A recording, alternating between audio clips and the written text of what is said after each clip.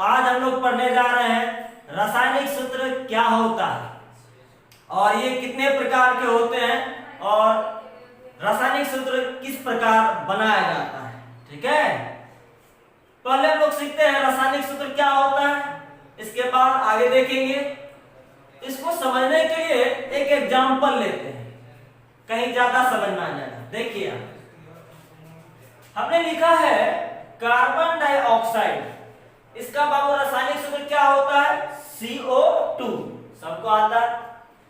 इसको बोलते हैं हम लोग रासायनिक नाम और इसको बोलते हैं रासायनिक सूत्र। थोड़ा ध्यान दीजिए, जब हम लोग रासायनिक नाम से रासायनिक सूत्र लिखे तो यहां क्या था, कार्बन डाइऑक्साइड, तो यहां लिखना क्या पड़ा, इसका संकेत, कार्बन का संकेत क्या होता है बाबू C, डाई का मतलब क्या लिखे दो और ऑक्साइड का क्या लिखे O। यानी एक बात समझ में आ गया, जब भी हम लोग रासायनिक नाम से रासायनिक सूत्र लिखते हैं तो वहां संकेत की आवश्यकता होती है। ठीक है, आगे बात करते हैं। एक बात बताओ, जब भी रासायनिक सूत्र लिखते हैं आप सब, तो क्या यहां 2 लिखा होता है या 3 लिखा होता है या कोई भी संख्या लिखा होता है? ऐसा नहीं होता है। इसका अर्थ है नहीं कुछ लिखा हुआ है। कितना लिखा हुआ है? 1। 1 लिखने का अर्थ यह होता है जब भी हम लोग रासायनिक सूत्र निकालते हैं तो वह एक अणु का निकलता है। कितने अणु का? 1 अणु का। ठीक है, और आगे बात करते हैं। थोड़ा आप लोग बताइए, रासायनिक नाम बड़ा है या रासायनिक सूत्र? ये तो बड़ा है और ये क्या है, छोटा। इसका मतलब है रासायनिक नाम का संक्षिप्त रूप क्या कहलाता है, रासायनिक सूत्र ना। तो वही हमने परिभाषा दिया है। देखिए हम क्या लिखे हैं, किसी यौगिक के, ये तो बाबू यौगिक है, किसी यौगिक के एक अणु में, कितने अणु में? तो 1 अणु में, यहां 2 तो लिखना नहीं होता है। किसी यौगिक के एक अणु में उपस्थित तत्वों का संकेत एवं ये जो परमाणु है, परमाणुओं की संख्या के द्वारा संक्षिप्त निरूपण उस यौगिक का क्या कहलाता है, रासायनिक सूत्र। समझ में आया? अब आगे बात करते हैं। रासायनिक सूत्र 4 प्रकार के होते हैं। पहला अणुसूत्र, जिसको इंग्लिश में बोलते हैं मॉलिक्यूलर फार्मूला। दूसरा होता है मूलानुपाती सूत्र, इसी को इंग्लिश में बोलते हैं एम्पिरिकल फार्मूला। इसी को हम लोग बोलते हैं सरल सूत्र भी। ठीक है, अगला है संरचना सूत्र, इसका इंग्लिश नेम होता है स्ट्रक्चरल फार्मूला। और लास्ट युक्ति सूत्र, इसको इंग्लिश में बोलते हैं रेशनल फार्मूला। समझ में आया? पहले इतना आप स्क्रीनशॉट लें, तब आगे बढ़ते हैं। अब हम लोग सीखते हैं अणु सूत्र क्या होता है और मूलानुपाती सूत्र क्या होता है। चलिए देखिए, इसके लिए हम एक एग्जांपल लेते हैं। देखिए हमने लिखा है बेंजीन का अणु सूत्र क्या होता है बाबू, C6H6 ना। दूसरा एथाइन का अणु सूत्र क्या होता है, C2H2। अणु सूत्र को समझने से पहले हम लोग सीखते हैं मूलानुपाती सूत्र क्या है, तब इस पर बात करेंगे। देखिए मूलानुपाती सूत्र अणु सूत्र का सरलतम रूप होता है। अब इसका हम परिभाषा देना चाहें तो बोलेंगे क्या, अणु सूत्र का सरलतम रूप मूलानुपाती सूत्र कहलाता है। ठीक है, अब यहां बात आया सरलतम रूप। सरलतम रूप का मतलब क्या होता है, जो सभी में से कॉमन आ जाए। कॉमन यहां क्या है, दोनों में 6, कॉमन निकाल लिया जाए, जो बचेगा वही क्या होगा हम लोग का मूलानुपाती सूत्र। यहां दोनों में कॉमन क्या है, 2, जो कॉमन मिलेगा उसको बाहर निकाल लीजिए और जो शेष छूट जाए वही हम लोग का होता है क्या, मूलानुपाती सूत्र। या जो संख्या दोनों में से कम हो उससे सब में भाग दीजिए, जितना बचेगा वही मूलानुपाती सूत्र होगा। ठीक है, चलिए देखिए, इसका हमने लिखा इस साइड मूलानुपाती सूत्र। बताइए, बेंजीन का अनुसूत्र क्या था? C6H6। कॉमन लीजिए, क्या आएगा? 6 कॉमन, तो बचेगा C1H1। तो 1 को तो लिखते नहीं है, इसका मूलानुपाती सूत्र क्या होगा बाबू? C1H1। 1 तो लिखते नहीं है, तो होगा क्या? CH। ठीक है, इसी तरीके से अगर हम कहते हैं एथाइल का, यहां भी क्या होता? 2 कॉमन ना, तो 1 1 बचता, यहां भी CH। ठीक है, इसी तरह से हम कुछ और भी एग्जांपल लिए हैं। देखिए, यहां लिखा हुआ है C2H4। बाबू क्या कॉमन है इसमें? 2, यहां 2 कॉमन ले लिया जाए, क्या बचेगा?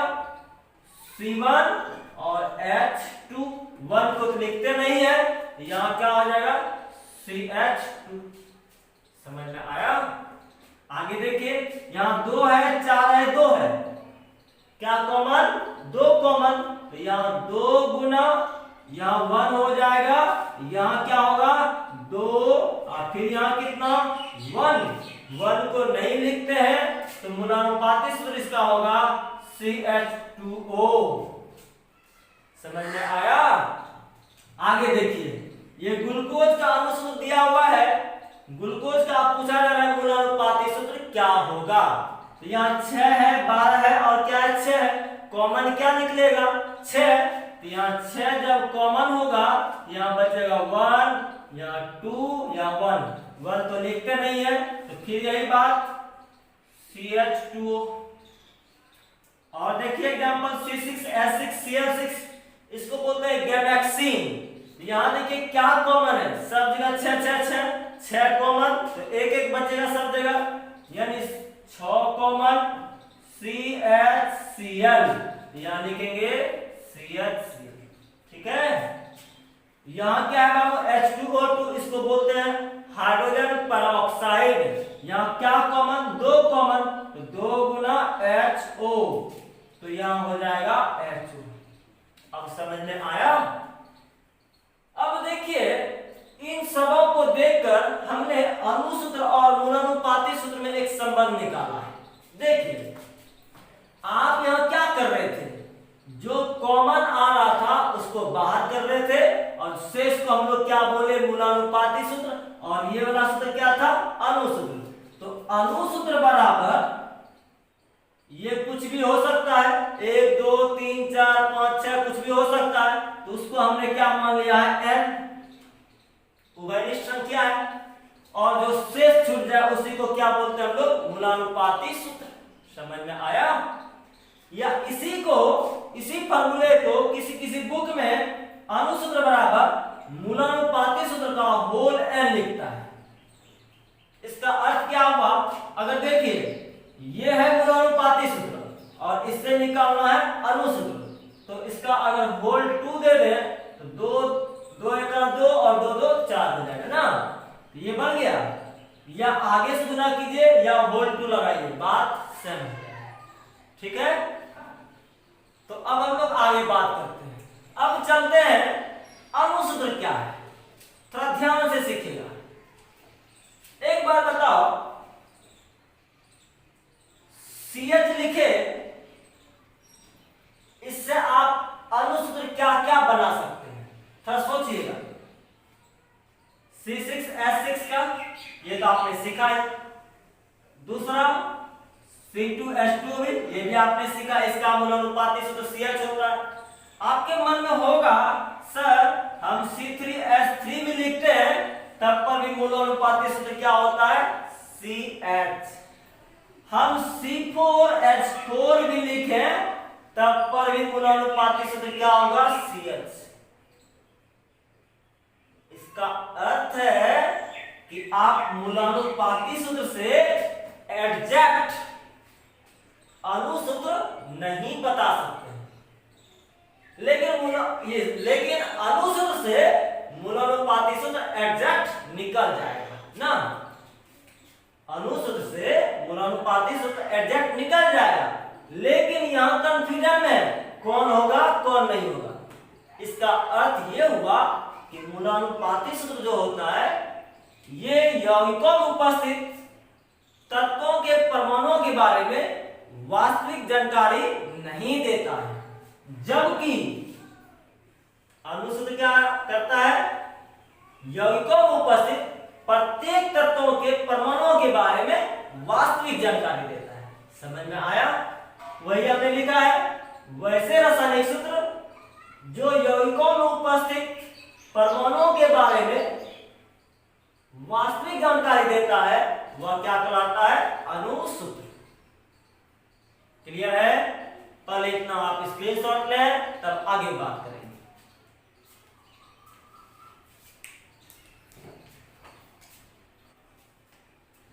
अब हम लोग सीखते हैं संरचना सूत्र क्या होता है और युक्ति सूत्र क्या होता है।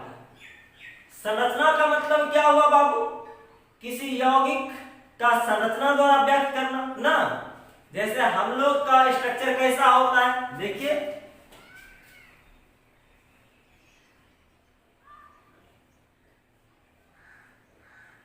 दो आंख, एक नाक, एक मुंह, दो कान ना, दो हाथ, दो पैर, बहुत सारा चीज है। ये हुआ उसका संरचना। हमने एग्जांपल लिया है एथेन का अणुसूत्र क्या होता है बाबू, C2H6। इसका अगर हम संरचना बनाना चाहें तो संरचना कुछ ऐसे होता है, कार्बन दो को है, दोनों के बीच में यहाँ एकल बंधन बनता है और चारों तरफ से हाइड्रोजन जुड़ा होता है। तो इसी को हम लोग नाम देते हैं संरचना सूत्र। या किसी किसी बुक में आप लोग देखे होंगे कि इस तरह से कुछ संरचना होता है, दो कार्बन लिए, यहाँ डॉट लगा होता है, यहाँ क्रॉस, फिर यहाँ डॉट, फिर क्रॉस, फिर यहाँ डॉट, फिर क्रॉस, फिर dot, dot, dot, dot, dot, चारों साइड क्रॉस, और इस जगह जुड़ा होता है हाइड्रोजन। अब देखते हैं आगे। हाइड्रोजन डुप्लेट पूरा करता है, दो इलेक्ट्रॉन,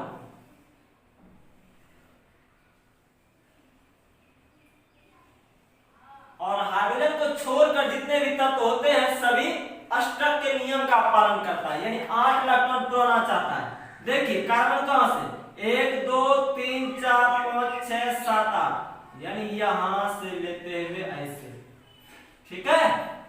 फिर यहां ये कार्बन इस तरह से कुछ, तो इसको ही बोलते हैं हम लोग संरचना सूत्र। समझ में आया? और भी बहुत तरह का संरचना सूत्र होता है। अब हम लोग सीखते हैं युक्ति सूत्र क्या होता है। अभी आपने क्या सीखा, एथेन का संरचना सूत्र ये वाला है ना, या ये वाला है, हम इसी का उठाते हैं। यहां आपने क्या देखा, इस कार्बन के पास 3 हाइड्रोजन, यहां भी 3 हाइड्रोजन ना, यही बात। अब अगर युक्ति सूत्र लिखना चाहे तो देखिए कैसे लिखते हैं। एथेन का युक्ति सूत्र जो है, यहाँ एक कार्बन, यहाँ भी एक कार्बन, टोटल कितना कार्बन, 2 कार्बन। तो आप 2 कार्बन को बॉन्ड से लिख दीजिए, यहाँ 3 हाइड्रोजन, यहाँ भी 3 हाइड्रोजन। यही होता है युक्ति सूत्र। बॉन्ड लिखने का इच्छा है तो लिखिए, नहीं लिखने की इच्छा है तो नहीं भी लिखिए, तब पर भी कहलाएगा युक्ति सूत्र, CH3 CH3। ठीक है, समझ में आया? पहले इतना स्क्रीनशॉट लें, तब आगे बात करते हैं। अब हम लोग कुछ और भी अलग ढंग से चारों सूत्र को समझते हैं।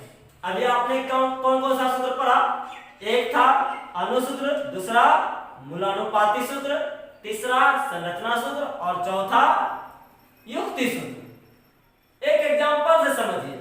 आप लोग छाता देखे हैं, पैकेट में रखने वाला देखे होंगे। उसमें क्या होता है, जब हम लोग बारिश या धूप में निकलते हैं, छाता को फैला देते हैं। छाता क्या करते हैं? फैला देते हैं।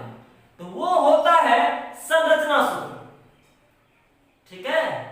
और जब बारिश से या धूप से हम लोग घर आते हैं तो क्या होता है? छाता को मोड़ते हैं। एक एक समझिए। छाता को आपने फैलाया तो वो होता है संरचना सूत्र। ठीक है। एथेन का संरचना सूत्र आपने ये देखा। अब क्या कीजिए, आप धूप से घर में आए, छाता क्या करते हैं, मोड़ते हैं एक जगह, यानी ये जो कार्बन है इधर 3 हाइड्रोजन को समेटे और इधर भी 3 हाइड्रोजन को समेटे। पैकेट में रखने वाला छाता एकदम छोटा हो जाता समेटते समेटते ना, यानी और भी इसको समेटे। कार्बन कितना है, 2, या C2 और भी हाइड्रोजन को भी जहां जहां फैला हुआ है उसको भी समेटिए, तो वो हो जाता है अणुसूत्र। ठीक है, क्या कहा आपने, फिर से सुनिए। जब हम लोग बारिश में जाते हैं या धूप में जाते हैं छाता को फैला देते हैं, तो वह कौन सा सूत्र, संरचना सूत्र ना। धूप या बारिश से घर आए तो छाता क्या करते हैं, समेटते हैं, थोड़ा सा समेटे, वो होगा युक्ति सूत्र। और ज्यादा समेट दिए तो वो क्या कहलाएगा, अणुसूत्र। और यहां से जो कॉमन निकलने वाला है, क्या कॉमन निकलने वाला है, 2, तो वो होगा मूलानुपाती सूत्र। समझ में आया अब, ठीक है।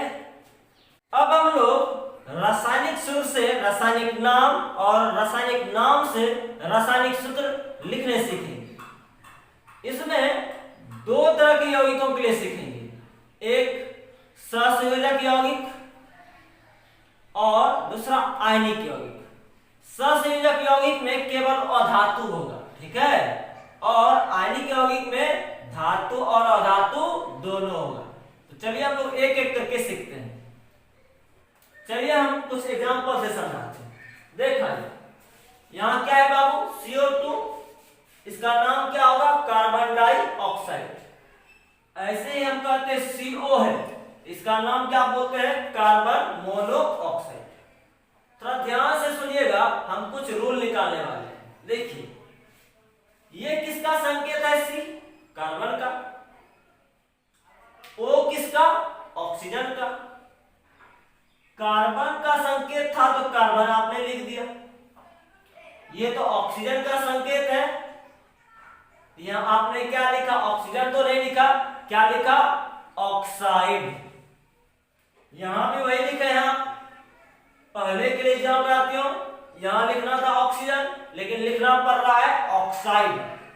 यानी यहां से एक रूल समझ में आता है, जो भी तत्व पीछे होगा उसके नाम के अंत में आइड लगाएंगे। क्या लगाएंगे, आइड। जैसे ऑक्सीजन है तो क्या लिखे आपने, ऑक्साइड। सल्फर होता तो सल्फाइड, ब्रोमीन होता तो ब्रोमाइड, क्लोरीन होता तो क्लोराइड। समझ में आया। अब आगे थोड़ा बात करते हैं। देखिए यहां कार्बन की संख्या कितना है बाबू, 1। यहां कितना है, 2 ऑक्सीजन की संख्या। 1 रहता है तो क्या यूज किए आप, मोनो। 2 है तो क्या यूज किए हैं, डाई। अगर ऐसे ही 3 होता तो यूज करते ट्रा, 4 तो टेट्रा, 5 तो पेंटा, 6 तो हेक्सा, 7 तो हेप्टा, 8 तो ऑक्टा, 9 तो नोना और 10 तो डेका। इन सबों को बोलते हैं उपसर्ग। उपसर्ग कहां लगता है, आगे, यानी जिसके पीछे 2, 3, 4 लिखा रहेगा उसका उपसर्ग कहां लिखेंगे, उसके आगे। जैसे यहां ऑक्सीजन के पीछे कितना था, 2, तो इसके लिए डाई कहां लाएंगे, इसके आगे। यहां कितना लिखा हुआ था, 1 को क्या बोलते हैं हम लोग, मोनो। तो किसके पीछे था, ऑक्सीजन के पीछे, तो ऑक्सीजन के आगे लगाएंगे मोनो। लेकिन खास बात ध्यान देना है, ये जो पहला परमाणु है, पहला परमाणु कौन सा है, कार्बन। यहां भी क्या है, कार्बन। तो पहले परमाणु के पास यदि 1 लिखा रहे तो उसके लिए मोनो शब्द का उपयोग नहीं करते। अगर 2 रहेगा तो डाई लगाएंगे, लेकिन 1 रहेगा तो मोनो नहीं लगाएंगे। दूसरे परमाणु में मोनो लगाएंगे लेकिन पहले में नहीं लगाएंगे, ठीक है। एक और बात, मान लिया जाए X है इधर और Y है इधर, बीच में ऑक्सीजन, ठीक है, बीच में कौन है, ऑक्सीजन। अगर पीछे रहता तब तो बोल दिया ऑक्साइड, अगर बीच में ऑक्सीजन रहा तो इसके लिए हम लोग ऑक्सी शब्द का यूज करते हैं। कौन सा शब्द का? ऑक्सी। और इसमें यदि इसकी संख्या एक हो तो मोनो नहीं लगाते हैं। हाँ, दो रहेगा तो डाई लगाएंगे, तीन रहेगा तो ट्राई लगाएंगे, लेकिन एक रहेगा तो मोनो नहीं लगाएंगे। ठीक है, वही हमने लिखा है। देखिए रूल फर्स्ट, पहले तत्व के लिए मोनो उपसर्ग का उपयोग नहीं किया जाता है। एक रहा तो मोनो नहीं लगाएंगे। ठीक है, अंतिम तत्व के नाम के अंत में क्या लगाते हैं बाबू? आइड। ये तो समझ में आया। और यदि बीच में ऑक्सीजन हो तो उसके लिए ऑक्सी शब्द का उपयोग करते हैं। वही बताए, बीच में ऑक्सीजन है तो क्या लगाएंगे? ऑक्सी। और इसकी संख्या एक हो तो मोनो नहीं लगाएंगे। समझ में आया? पहले आप इतना स्क्रीनशॉट लें।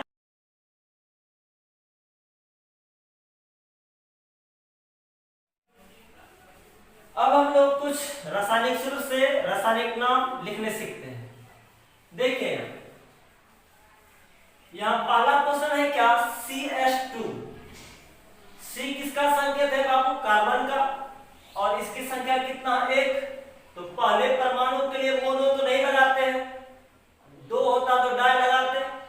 और बात, ये पीछे में है सल्फर, तो सल्फर के बदले क्या नाम यूज करेंगे? सल्फाइड ना। और इसके पीछे है दो, दो के लिए क्या लगाएंगे? डाई। यहां लिखेंगे कार्बन डाई सल्फाइड। और देखते हैं, इसी तरह यहां कार्बन है तो कार्बन तो लिखाएगा। यहां चार है, चार के लिए क्या लिखेंगे? टेट्रा। क्लोरीन के बदले क्लोराइड। इसी तरह यहां देखिए क्या है? आगे में है सल्फर, पीछे में रहता तो सल्फाइड यूज किए थे। यहां आगे में तो ज्यों का त्यों रहने देंगे, इसका नाम हो जाएगा सल्फर। देखिए अब फ्लोरीन है, फ्लोरीन के बदले क्या लिखेंगे? फ्लोराइड ना। 6 गो है, 6 का मतलब कौन सा ऑप्शन? हेक्सा। तो सल्फर हेक्सा फ्लोराइड। ऐसे ही देखिए आगे, ये एक्सी है, एक्सी को बोलते हैं बाबू जेनॉन। और दो को ऑक्सीजन है तो लिखेंगे जेनॉन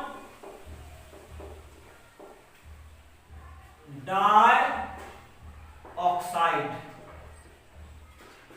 ठीक है, यहां देखिए आगे में जेनॉन, पीछे में फ्लोरीन, क्या हो तो दो, और बीच में क्या है? ऑक्सीजन। तो बीच में अगर ऑक्सीजन है तो उसके लिए क्या लगाएंगे? ऑक्सी। यहां एक ऑक्सीजन है तो मोनो ऑक्सी नहीं बोलेंगे, सिर्फ क्या बोलेंगे? ऑक्सी। तो यहां होगा जेनॉन ऑक्सी डाई फ्लोराइड। सीखे आप सब? यहां भी उसी तरह का है, आगे में जेनॉन है, पीछे में फ्लोराइड है, दो को है तो डाइफ्लोराइड तो होगा। यहाँ ऑक्सीजन की संख्या कितना है? दो। बीच में है तो ऑक्सी यूज करेंगे, तो यहाँ डाई ऑक्सी होगा ना। Xenon di oxy di fluoride. अगला एग्जांपल देखते हैं। यहां क्या है? जेनॉन है, बीच में ऑक्सीजन एक है तो मोनो ऑक्सी नहीं लिखेंगे, खाली क्या लिखेंगे? ऑक्सी। जेनॉन ऑक्सी, चार को बोलते हैं टेट्रा फ्लोराइड। अब देखिए यहां क्या है? यहां आगे में फास्फोरस है, कितना है बाबू? दो। तो क्या लगाएंगे? Die, die phosphorus. 5 के लिए पेंटा, ऑक्सीजन के लिए ऑक्साइड। लिखेंगे di phosphorus, di phosphorus penta oxide. अगला देखिए जस्ट इसी तरह का है, इसको N को बोलते हैं नाइट्रोजन, तो डाई नाइट्रोजन पेंटा ऑक्साइड। अगला देखा जाए क्या है बाबू 10 नंबर। आगे में आयोडीन, यहां 7 को फ्लोरीन है, तो आयोडीन, आयोडीन, हेप्टा फ्लोराइड। 11वां नंबर देखिए आप लोग क्या है यहाँ, PO2 का होल N ना। तो पहले इतना सा लिखे तब N का मतलब समझाते हैं। देखिए इसको क्या लिखते हैं आप लोग, फास्फोरस डाई ऑक्साइड, ये लिखते हैं। एक बात बताओ बाबू, अगर यहां 2 होता 3 होता तो नाम तो सेम ही रहता। अणुओं की संख्या भले 2 हो जाएगा 3 हो जाएगा, लेकिन नाम सेम रहेगा। आप यहां 3 रखिए तब पर भी नाम वही रहेगा, N रखिए तब पर भी नाम वही रहेगा। समझ में आया? एक और देखते हैं, BF3, इसको बोलते हैं बोरॉन ट्राई फ्लोराइड। सीखे आप सब? अब बात करते हैं, यदि आपका रासायनिक नाम दिया रहेगा तो रासायनिक सूत्र कैसे लिखेंगे। एक एग्जांपल करवाते हैं। देखिए अगर कहता जेनॉन डाइऑक्सी टेट्रा फ्लोराइड, कुछ नहीं करना है। क्या लिखना है यहाँ, जेनॉन का संकेत Xe, ठीक है। डाई का मतलब कितना होता है बाबू 2, ऑक्सी मतलब O, टेट्रा मतलब 4, फ्लोराइड का मतलब F। यहां क्या किए थे, जिसके पीछे था उसका नाम आगे लिखे थे। यहां जिसके आगे रहेगा डाई ट्राई, उसको कहां भेज देंगे, पीछे। ये चला जाएगा ऑक्सीजन के पीछे, ये चला जाएगा फ्लोराइड के पीछे। यानी यहां जो आएगा फॉर्मूला XeO2F4। समझ में आया? इसी तरह और भी आप लोग ज्ञान कर सकते हैं। जेनॉन डाइऑक्साइड, तो जेनॉन का क्या लिखते हैं Xe, डाई का मतलब 2, ऑक्साइड का मतलब O, तो ये डाई जो है, डाई के लिए 2 कहां चल जाता, पीछे। समझ में आया? पहले आप लोग इतना स्क्रीनशॉट लें तब आगे बात करेंगे।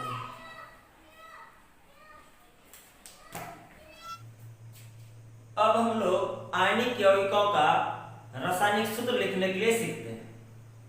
अब आयनिक यौगिक क्या है, जो आयनों से मिलकर बना होता है उसी को क्या बोलते हैं, आयनिक यौगिक।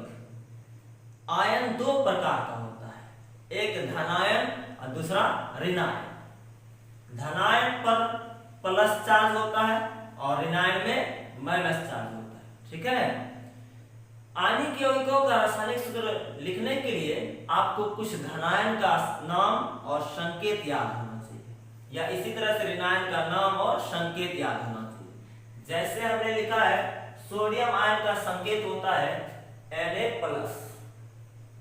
Calcium ion Ca+2, carbonate ion CO3-2, bicarbonate HCO3-1 और सल्फेट आयन लिखे हम लोग SO4-2, बाइसल्फेट HSO4-1 और इसी तरह ऑक्सीनेट C2O4-2।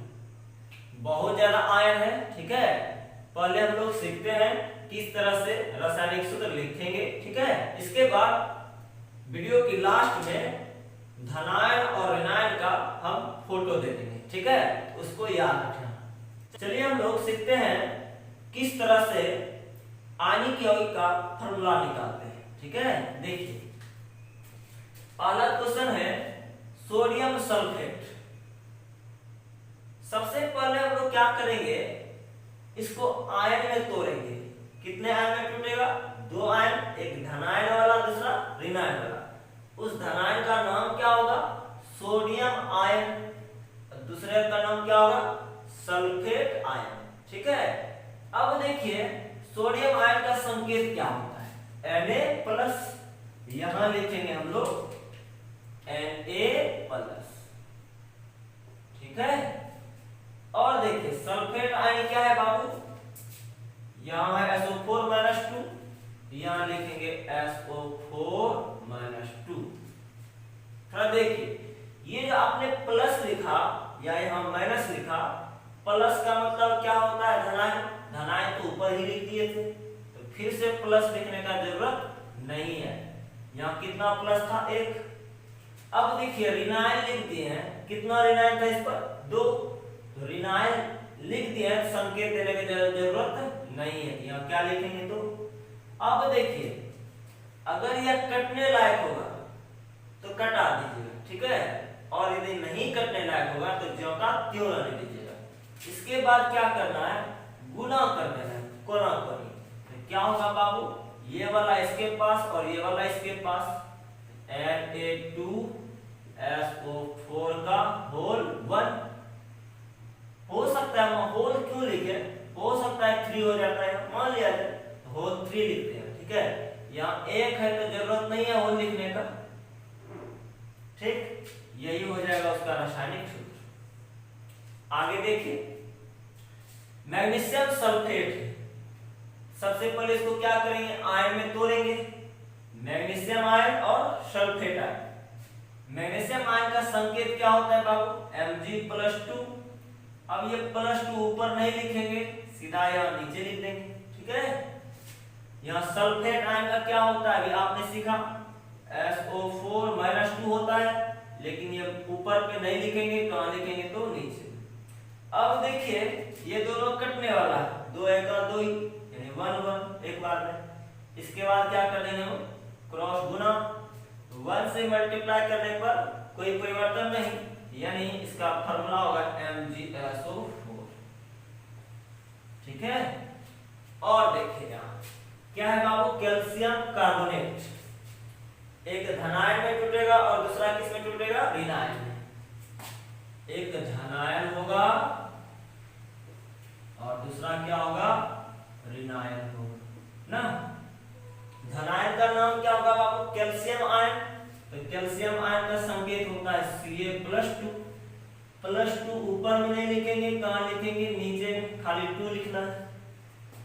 कार्बोनेट आयन क्या होता है बाबू, यहाँ देखो CO3 माइनस 2, यहाँ खाली CO3 लिखेंगे और माइनस को यहाँ -2, माइनस नहीं लिखना है। यहाँ देखिए फिर कैंसिल हो गया, कितनी बार में, एक बार में, 1 से कोना कोनी गुना करो तो कोई परिवर्तन नहीं होगा, तो क्या होगा, CaCO3। इसी तरीके से हम लोग चौथा क्वेश्चन देखते हैं, कहता है सोडियम बाइकार्बोनेट। पहले दो आयन लिखेंगे, एक धनायन और दूसरा क्या लिखेंगे बाबू, ऋणायन, ठीक है। देखिए एक टूटेगा सोडियम आयन में, तो सोडियम आयन का संकेत Na पर प्लस चार्ज, ये प्लस ऊपर में नहीं लिखेंगे, कहाँ लिखेंगे, नीचे। अब बाइकार्बोनेट का होता है बाबू, देखो यहाँ बाइकार्बोनेट कहाँ है, HCO3 माइनस 1, HCO3 माइनस 1 होता तो यहाँ क्या लिखेंगे, 1 से 1 1 कटाने का दरकार नहीं, ज्यों का त्यों। इसके बाद क्रॉस मल्टीप्लाई कर देंगे, एक ये वाला यहाँ, एक यहाँ, तो ये क्या हो जाए, Na1 1 को लिखते नहीं है, इसको हटा दें, NaHCO3।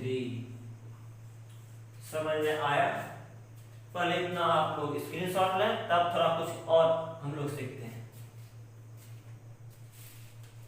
चलिए हम लोग कुछ और सवाल बनाते हैं। देखिए यहाँ क्या है, कैल्शियम सल्फेट हेमीहाइड्रेट, थोड़ा सा नया हो गया ना, पहले इतना सारा बनाइए। कैल्शियम सल्फेट का क्या करते, 2 आयन में तोड़ते, एक धनायन दूसरा ऋणायन, कैल्शियम आयन और सल्फेट आयन।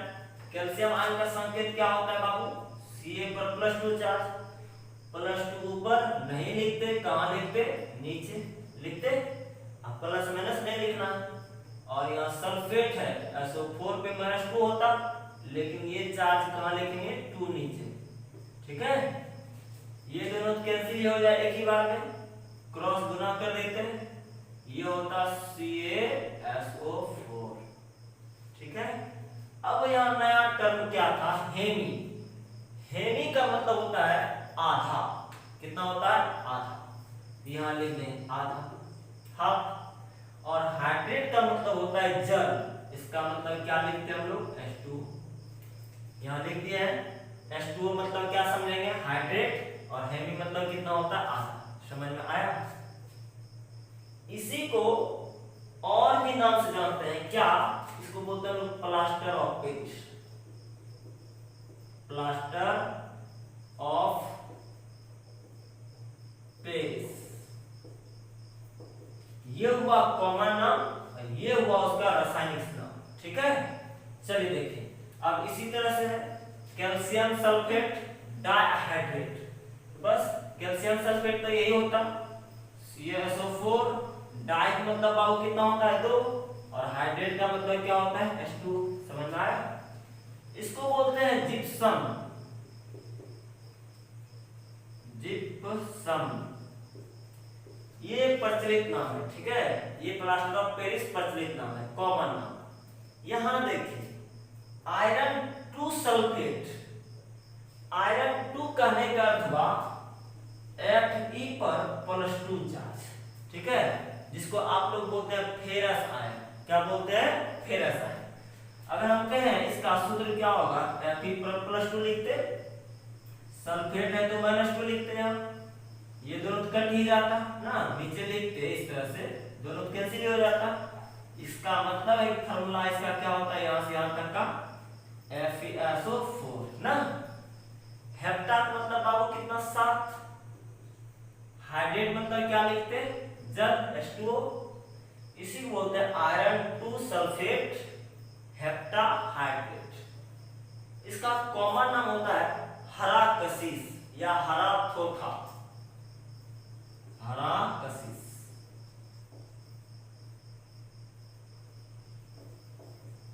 ठीक है, आगे देखिए नंबर कहता है कॉपर 2 सल्फेट। अब यहाँ कॉपर का मतलब क्या होगा बाबू, Cu+2 ना। यहाँ देखिए कॉपर का चार्ज इसके अनुसार कितना हो गया, 2। सल्फेट का मतलब -2, ये दोनों कैंसिल हो जाता, यानी इससे आने वाला फार्मूला क्या होता, CuSO4 ना। और यहाँ 5, पेंटा मतलब 5, हाइड्रेट मतलब जल, ये लिखते।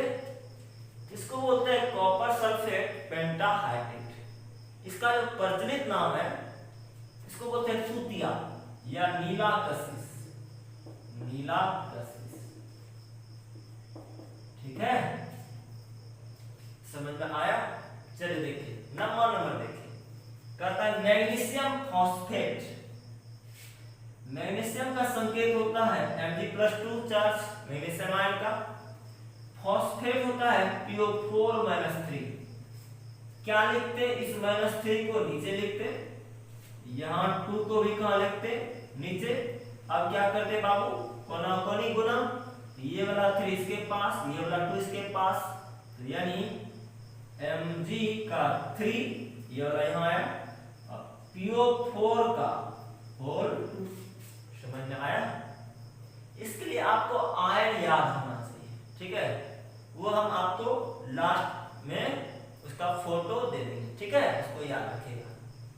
देखिए कैल्शियम ऑक्जिलेट, कैल्शियम का होता है बाबू Ca+2 चार्ज, और ऑक्जिलेट होता है C2O4-2 चार्ज। ठीक है, यहाँ तो दोनों समान है, कट जाएगा नहीं, यहाँ भी 2, यहाँ भी 2, कोना कोनी गुना, तो क्या लिखते, CaC2O4। समझ में आया। आज यहीं तक, अच्छे से पढ़ते रहिए और मस्ती भी करते रहिए। धन्यवाद।